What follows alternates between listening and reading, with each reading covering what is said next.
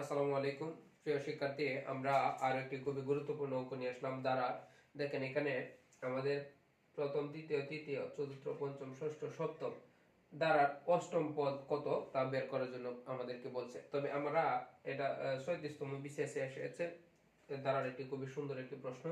আমরা এখানে অষ্টম পদটা কিভাবে আসলে বের করব, দেখেন এটা একটা ভিন্ন ধরনের দ্বারা দিয়েছে। বিশেষ প্রশ্ন তো একটু ক্রিটিক্যাল বিষয়।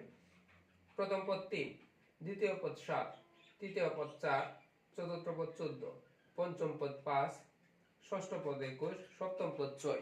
তাহলে এখানে দেখেন প্রথম পদ, তৃতীয়, এরপরে হচ্ছে পঞ্চম এবং সপ্তম, এই যে বেজোড় স্থানে অবস্থিত সংখ্যাগুলা ক্রমে এক এক করে বৃদ্ধি পেয়েছে। প্রথম স্থানে 3, এরপরে তৃতীয় স্থান, এটাও বেজোড় সংখ্যা, তৃতীয় স্থানে 1 বৃদ্ধি পেয়েছে, 3 এর সাথে 1 যোগ করলে 4। এরপর পঞ্চম, এটাও বেজোড় সংখ্যা স্থান, তাহলে বেজোড় স্থানে, তাহলে দেখেন এনাচিন চতুর্থ, এখানে হচ্ছে পঞ্চম মানে 5।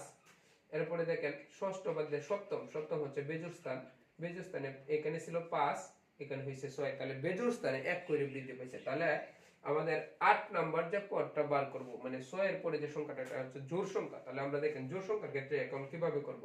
এখানে 7, 7 এর ডবল 14, 14 সাথে 7 যোগ করলে 21, 21 এর সাথে 7 যোগ করলে 28। তাহলে আমরা অষ্টম পদটি এভাবে বের করতে পারি। যেমন 7 এর সাথে যদি আমরা 7 যোগ করি তাহলে হয় 14, এবং 14 সাথে 7 যোগ করলে হয় 21, 21 এর সাথে 7 যোগ করলে হবে 28।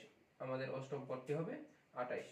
এটাই হবে আমাদের উত্তর। তাহলে আমরা অষ্টম পদটি আমরা দেখছেন কিভাবে বের করলাম। আমরা কিন্তু 3, 4, 5, 6 এই হিসাব করে আমরা বের করতে পারবো না।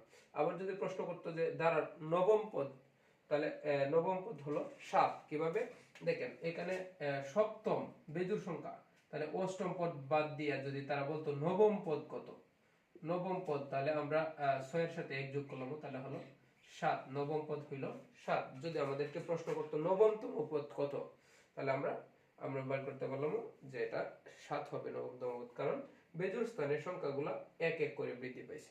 তো ধন্যবাদ। আমাদেরকে অষ্টম পদ বলছিল, আমরা অষ্টম পদ বের করলাম।